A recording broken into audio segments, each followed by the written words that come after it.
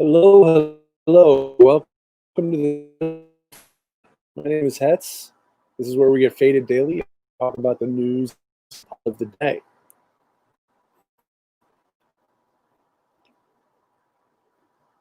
Will you shut up, man? Take two. I was going to talk about the debate last night.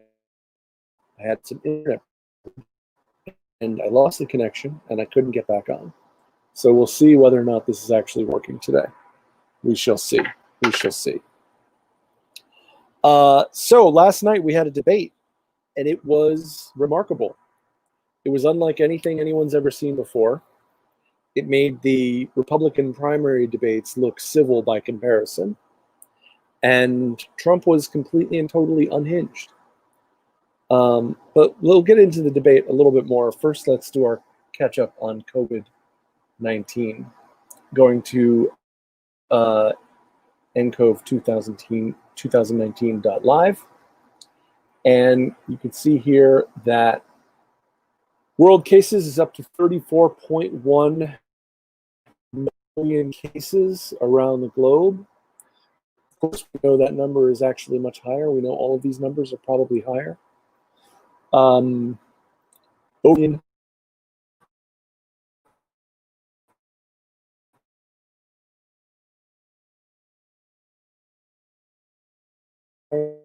With 39,258 new cases today. And again, we're staying right in that range, that 30, 45, 103 confirmed deaths today. Again, staying in that 850 to 1,000, 1,050 kind of range. To get us to 211,688 confirmed coronavirus deaths so far in the United States. And of course, we always like to catch up on California, which is actually doing fairly well, all things considered, right now. There's California, 818,000 confirmed cases, only 2,170 new confirmed cases today. That is a low compared to where it was a few weeks ago. And we had 75 confirmed coronavirus deaths today in California, so we're still in that death curve from when our new cases were much higher several weeks ago. And we've had 15,867 people succumb to the coronavirus so far this year. So nothing hugely remarkable about coronavirus today. We're in a holding pattern, waiting to see if we get this big boost in new cases that the health experts have warned us about.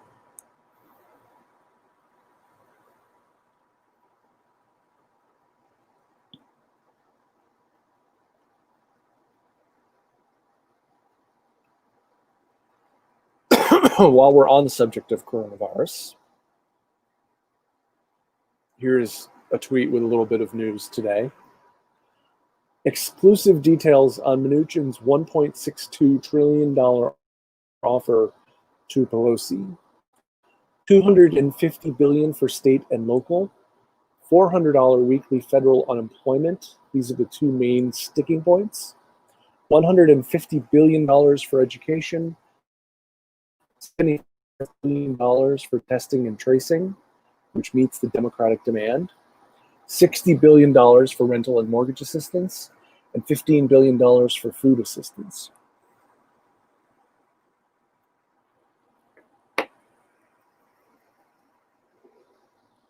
This would fall into the category of barely what's needed. Barely, just barely what's needed to get people through this crisis, or not even through the crisis, but through the next couple of months of this crisis.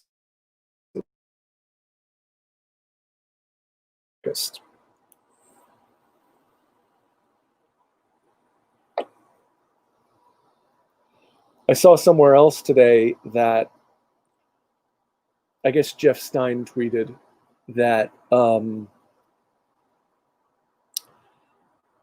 because Mark Meadows is busy dealing with the Supreme Court situation, Mnuchin is on stimulus talks now, and Mnuchin is less ideological than Mark Meadows and more likely to arrive at a deal with Pelosi.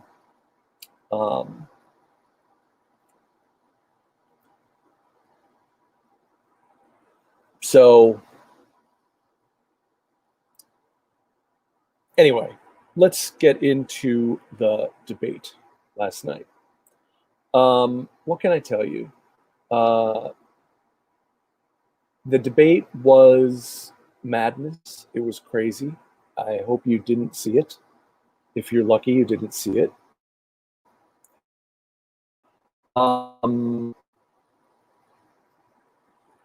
And Trump, I mean, I think the big news headline from the debate is that Trump refused to condemn white supremacist organizations and called on the Proud Boys to stand by, while also calling on his supporters to go intimidate voters at the polls. So he really, that's a real big 1, 2, 3. Obviously, he was a complete douche and a complete jerk to Joe Biden, who I thought did pretty well, all things considered. But I had a couple of tweets, more than a couple of tweets, actually. I wanted to show you guys a bunch of tweets last night. So I'll start off with that here. This is something Kyle Kulinski tweeted before the debate. A little bit of sour grapes. If Obama didn't call Mayor Pete and Amy at the last minute and get them, don't think he forgot that. Now, I'm not a big believer in the donut theory that if you go far enough left and far enough right, they meet each other. I don't really believe that's true. And I also don't think Kyle Kulinski is 100% right about this. While I do think Obama, I mean, it's clear, there's clear reporting that Obama called Pete Buttigieg and influenced Amy Klobuchar's decision to get out of the race. So we know that that's true. But I don't think Elizabeth Warren had enough voters, and we can't take for granted that they would all go to Bernie Sanders. So I'm not sure that Kyle was right about this, but I thought it was worth mentioning just from a standpoint of there were a lot of lefties complaining about what a better job Bernie Sanders would have done and how much stronger they would feel with Bernie there. So, will you shut up, man? Will you shut up, man? Too many people were both siding this debate, saying, well, they were both interrupting and they were both insulting and they were both attacking each other. That's just not what happened. And anyone who says that is kidding themselves. It's just not what happened. What happened was Trump went on the attack and attacked and attacked and attacked and didn't even attempt to make an argument for his case. Didn't even, I mean, John Idarola tweeted during the debate, I really hope that Trump's pissed off vibe, as we discussed,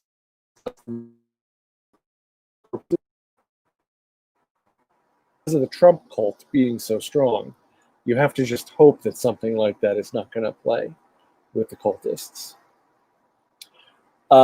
April had a very good tweet here. This debate is a farce. However, it's apparent to me that Biden was well prepared with respect to Trump. He's using the cameras, talking directly to the American people. He's giving facts and figures. He's not being timid or polite with Trump. This is exactly why I think Joe Biden did a good job. He addressed the camera head on. Whenever Trump was being most relentless, Joe would start ignoring Trump and look at the camera and make his point, even if Trump was talking over him. And I thought that was very effective. I thought it was very effective. Now, that said, everything Biden says is, well, not everything, but a lot of it is substance free, because he's not talking about his plans. He's not talking about his proposals. On several occasions, he said, and you can see my plan on my website. Excuse me.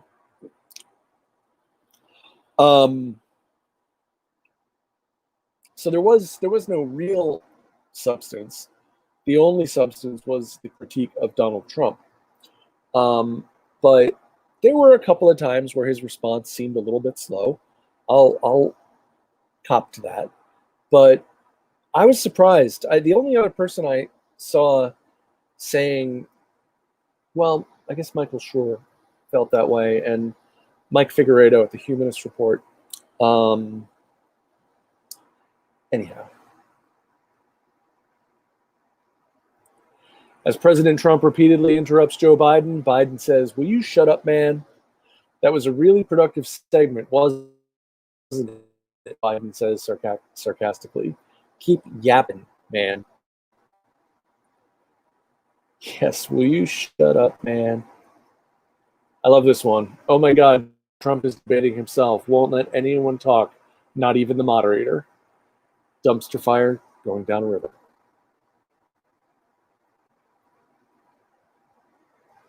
Here was another great quote from Joe Biden. "You're the worst president America's ever had." Back in the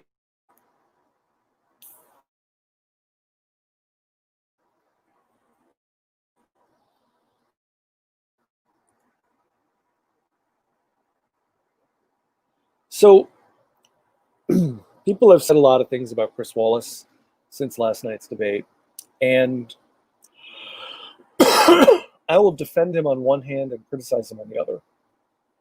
I think he did perfectly fine handling the gladiatorial combat, as it were, because, I mean, he shushed the president. I mean, he didn't shush him, but he reprimanded the president on many occasions. And I don't know, what's he going to do, stand up and yell at him? I don't know what else he could have done. So in that regard, some people say he let the debate get out of hand and that he was part of the problem. I don't think that's true. I don't think there's any way to rein Trump in. That said, his framing of the questions and the issues was right-wing hackery. His framing of Joe Biden and the left, not Donald Trump's framing, of course, but just this sense of how will Joe Biden appeal to the left part of his party? And the answer is he's not doing anything to appeal to the left side of his party. Nothing. Except having Bernie Sanders go out and campaign for him. John Idarola, second tweet here. "I just want Bernie to run on stage with a steel chair." That would have been appropriate.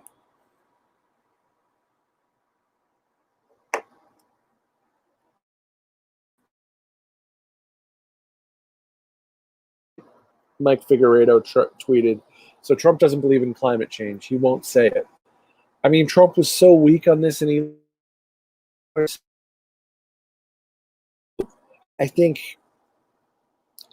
if you don't believe in climate change, he didn't say he doesn't believe in climate change. So he didn't offer anything to anyone. Of course, climate. Why Alien Beth tweeted, "This fool is really still talking about sweeping a forest floor to battle climate change." Joe Biden, under this president, we've become weaker, sicker, poorer, more divided, and more violent. That seems to me like they were ready for him to say that line so they could send this. John Idarola again. "Sure, Mad Max looks rough, but what's their economic growth like?" Yes, this is in reference to the Green New Deal. And Trump claiming the Green New Deal will cost $100 trillion, which is not true.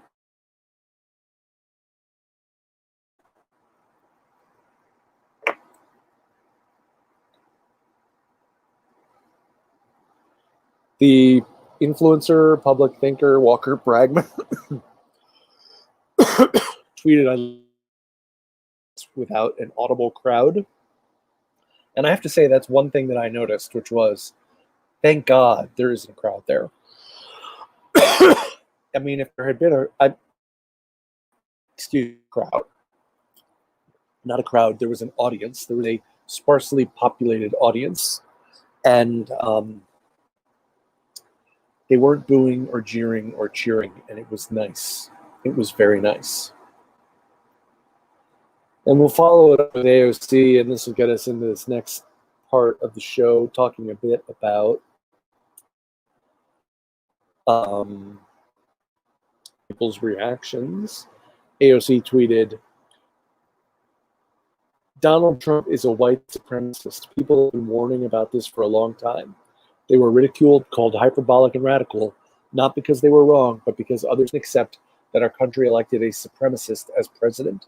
This is fascism at our door. And of course, she's responding to the quote about the Proud Boys, where Trump said, Proud Boys, stand back and stand by. But I'll tell you what, somebody's got to do something about Antifa and the left. So those are just a few reactions. You know, I mentioned Chris Wallace and his bad moderating. You know, it's interesting because he was asking Joe Biden about being pulled too far to the left, which hasn't happened. He's never asked a Republican if the Republican Party has been pulled too far to the right, which it has.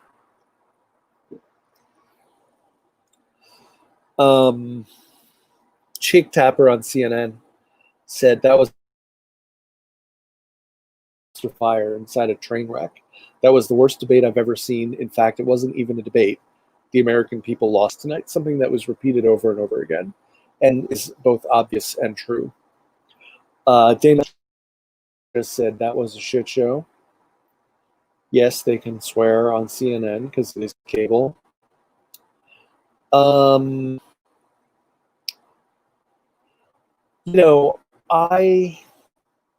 Cory Booker talked about an obesity of aggression. And I was like, I don't know what that is. It's a fat something of aggression. That seems incredibly strange to me. But then Anderson Cooper, on a different segment, on a different network, said that the debate was full of obese lying. Now, is that a way, is he simply referring to Donald Trump as obese? Obese, you're lying. That's what it sounds like to me. That's what it sounds like to me.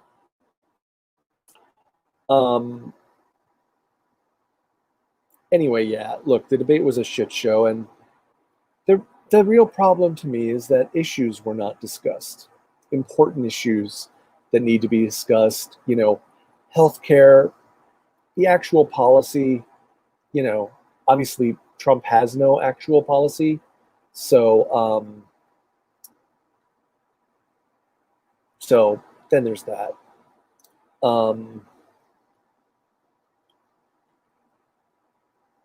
All right.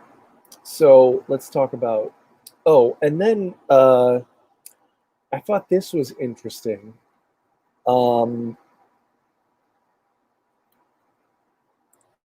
Because the way that Biden loves to go out and say, I defeated Bernie Sanders. What's Bernie Sanders saying? He's saying last night Trump was asked to condemn white supremacy and refused. He has called neo-Nazis very fine people. He has inspired disgusting acts of racism and violence. This is the most dangerous president in the modern history of our country. He must be defeated.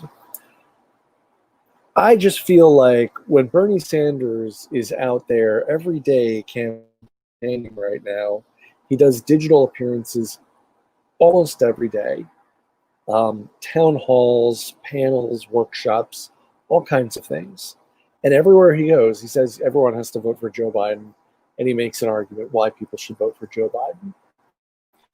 And then he gets treated with, well, I beat Bernie Sanders, which is basically like, well, fuck Bernie Sanders. Basically what he's saying, you know. So anyhow, and then I wanted to show you guys this tweet from Jeff Stein today, moving on to different subjects here. He tweets staggering chart, and then look at this chart.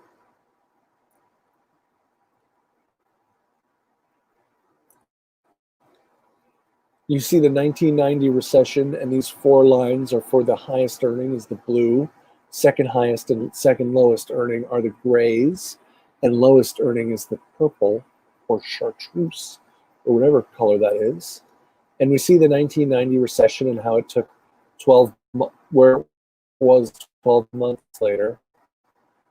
2001 recession, how these risks get progressively worse for the lowest earning people. And then we see this completely irrational dive.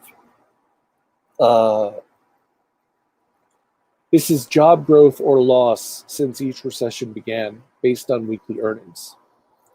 So the point that Joe Biden was making last night about the recovery being a K-shaped recovery is 100% true.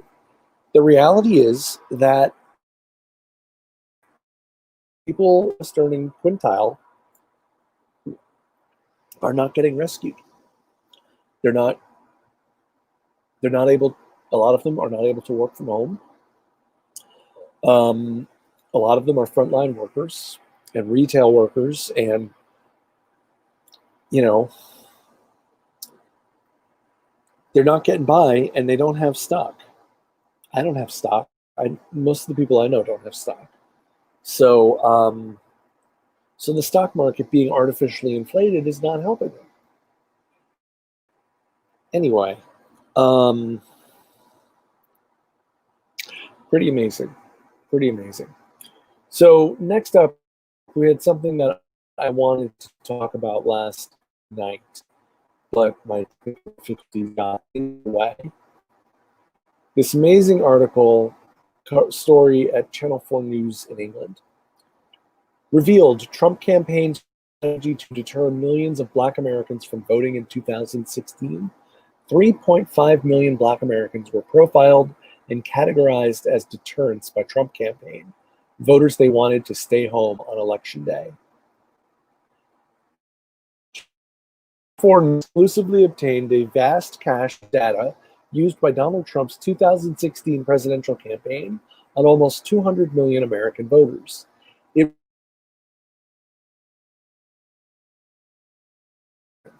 Voters they wanted to stay home on election day.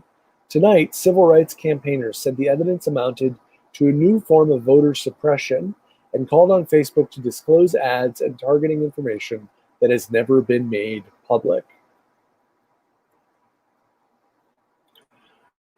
The article continues regarding the program. Vast in scale, it contains details on almost 200 million Americans among more than 5,000 files, which together amass almost 5 terabytes of data, making it one of the biggest leaks in history. It reveals not only the huge amounts of data held on every individual voter, but how that data was used and manipulated by models and algorithms. So if they have 200 million American voters in their database, and a large portion of the 330 million people in the United States, a large portion of it is people under the age of 18 who are non-voters. So when you take them out of the equation, what do you have left? I don't know, 250 million people, 300 million people, maybe, probably 300 million, maybe 250 million. So that's almost all of them when they have 200 million voter files.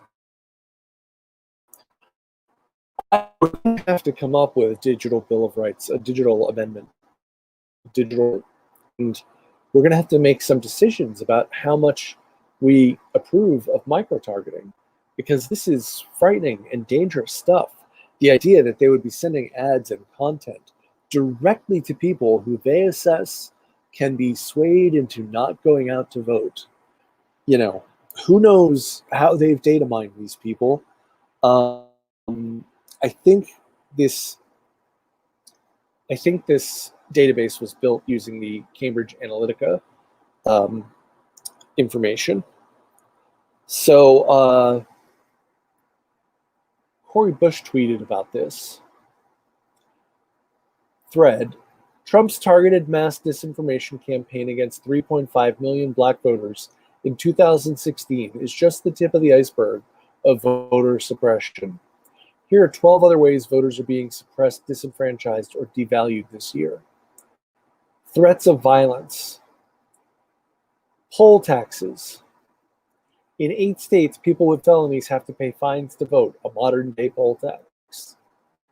Literacy tests. Ballots are not always accessible for non-English speakers.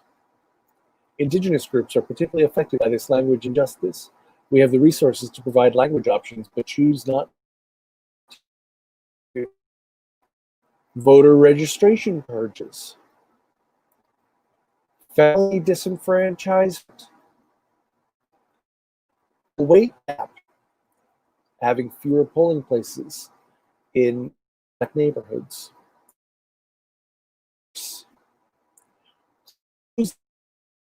Of course, is voter suppression. Photo ID laws. Dismantling the USPS. God, she lays the argument out so clearly in this thread. Police intimidation.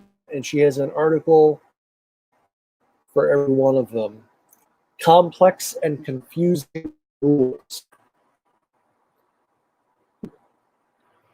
And then she follows up by saying, it isn't as simple as if you don't like it, vote.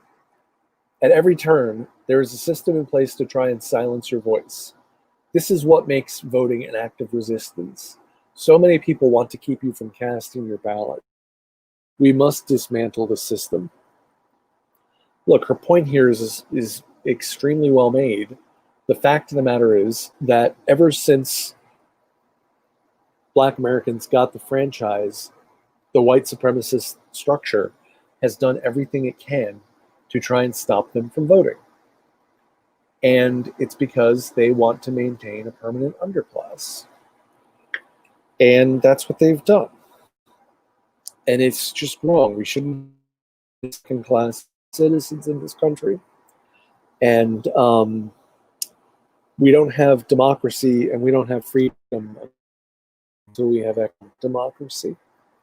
We must pursue economic democracy. So, all right, folks, that is it for tonight. Thank you for tuning into the Daily Faded. I will see you tomorrow night at 8 o'clock, and peace out. Have a good night.